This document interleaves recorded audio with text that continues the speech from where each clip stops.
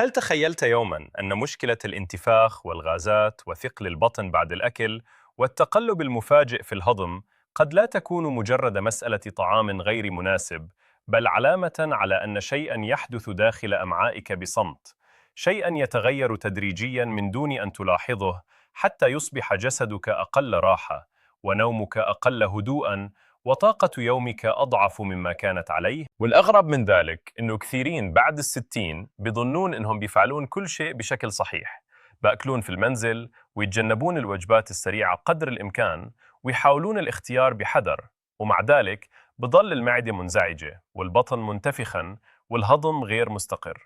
فإذا كنت تشعر أن أمعائك لم تعد كما كانت، فقد يفاجئك أن السبب ليس فقط في كمية الطعام، بل في توازن البكتيريا داخل الجهاز الهضمي، وأن هناك نوعاً واحداً من التوابل يلفت الانتباه بقوة في هذا الموضوع، لأنه ليس مجرد نكهة في الطعام، بل قد يكون أداة بسيطة تدعم بيئة الأمعاء وتساعد الجسم على مقاومة بعض البكتيريا الضارة. لكن هنا المفاجأة اللي بتجعل الكثيرين يكملون للنهاية: هذه التوابل وحدها ليست الحكاية كاملة، لأن طريقة استخدامها وما الذي تتناوله معها والتوقيت كلها عوامل قد تصنع الفرق بين فائدة حقيقية وبين مجرد رشة على الطعام لا تفعل الكثير. فابق معي، لأن الرقم واحد في النهاية ليس فقط ما تتوقعه، بل كيف تستفيد منه بطريقة ذكية بعد الستين. المشكلة في بكتيريا الأمعاء الضارة أنها لا تعلن عن نفسها بصوت عال في البداية، بل تعمل بصمت وبشكل تدريجي، ومن دون حتى أن تدرك قد تبدأ بانتفاخ متكرر أو شعور بعدم الارتياح بعد وجبة عادية، أو غازات أكثر من المعتاد، أو إمساك يطول ثم يختفي ثم يعود، أو حتى إحساس عام بأن جسمك أثقل ومزاجك أقل صفاءً. وكثيرون لا يربطون بين الأمعاء وبين ما يشعرون به في بقية الجسد. لكن بعد الستين يصبح الأمر أكثر أهمية، لأن الهضم الضعيف لا يعني راحة أقل فقط، بل قد يعني امتصاصا أقل لبعض المغذيات، وطاقة أقل للحركة، ومقاومة أقل للإجهاد اليومي.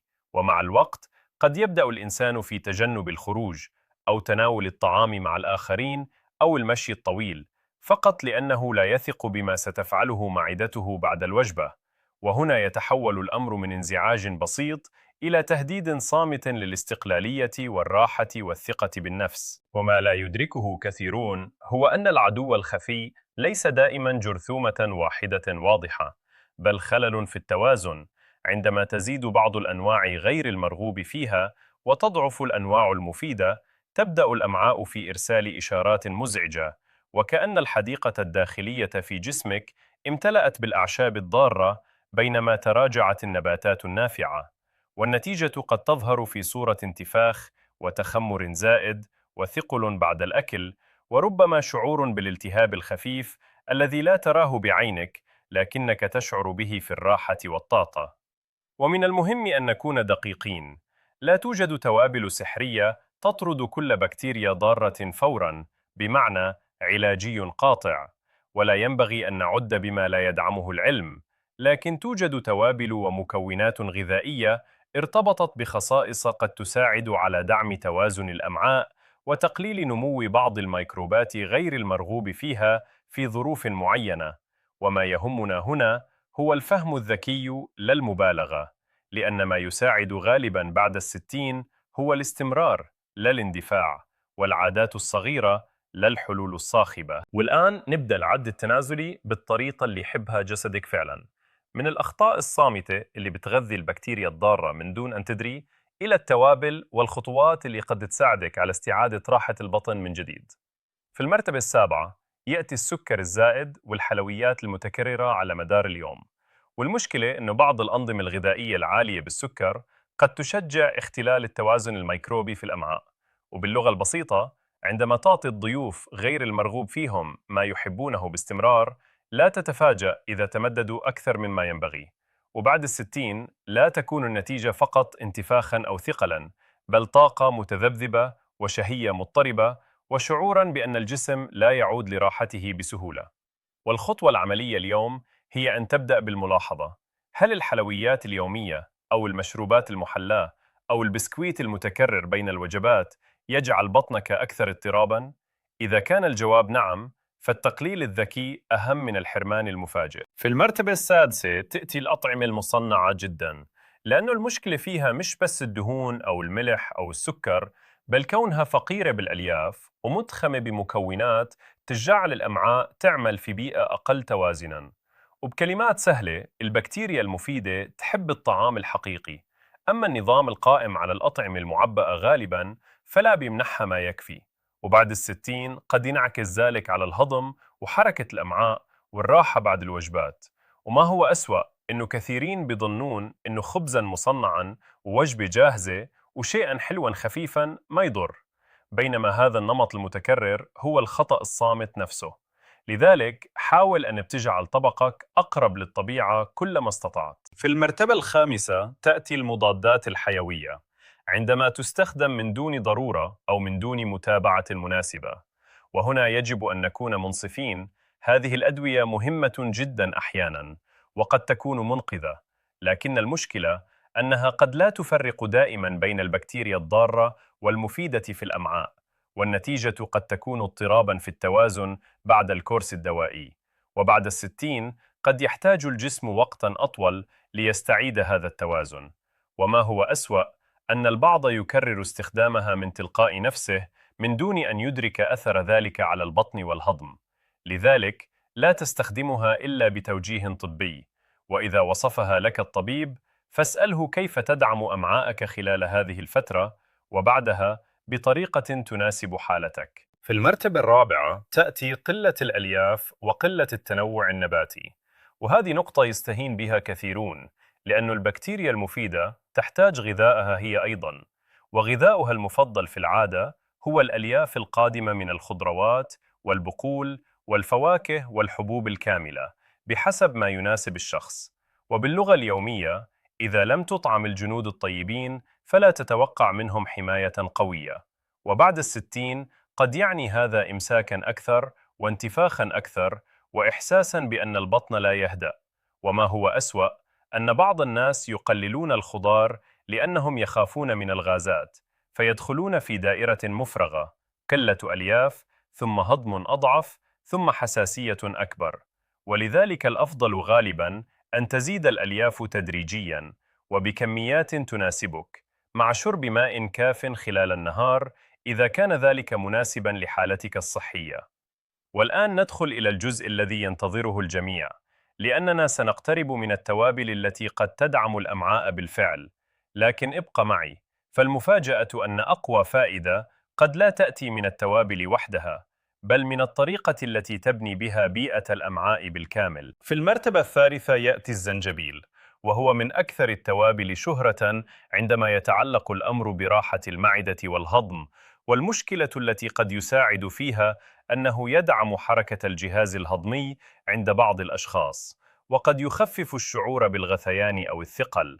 وبكلمات بسيطة، الزنجبيل قد يساعد الطعام على أن يتحرك بسلاسة أكثر بدل أن يبقى ثقيلاً ومزعجاً. وبعد الستين هذا يعني راحة أكبر بعد الوجبات، وإحساساً أقل بالامتلاء المزعج، وطاقة أفضل للحركة بدل الجلوس مع بطن متعب.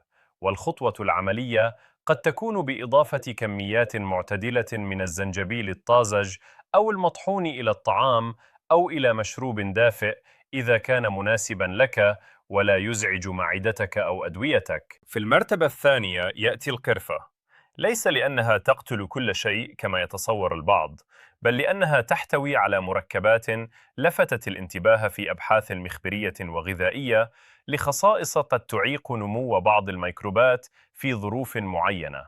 وهنا يجب أن نكون واضحين، ما يحدث في المختبر ليس دائما ما يحدث حرفيا داخل جسم الإنسان، لكن القرفة تظل من التوابل المثيرة للاهتمام عندما تستخدم باعتدال ضمن نظام غذائي متوازن. وبعد الستين قد تكون ميزة القرفة أنها تضيف نكهة غنية تقلل الحاجة للسكر في بعض الوصفات، وهذا وحده قد يخدم الأمعاء بشكل غير مباشر. وهنا يأتي الخطاف الصغير: إذا كنت تظن أن هذه هي التوابل رقم واحد، فانتظر لحظة، لأن ما سأذكره الآن هو الاسم الذي يبحث عنه معظم الناس، لكنهم غالباً يستخدمونه بالطريقة الخاطئة. الرقم 1 هو الكركم. نعم، الكركم هو التوابل التي خطفت الاهتمام العلمي والشعبي معاً.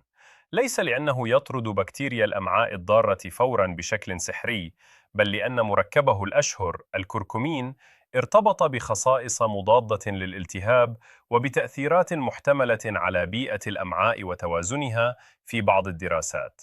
والسر هنا ليس في العنوان المثير، بل في الفهم الهادئ.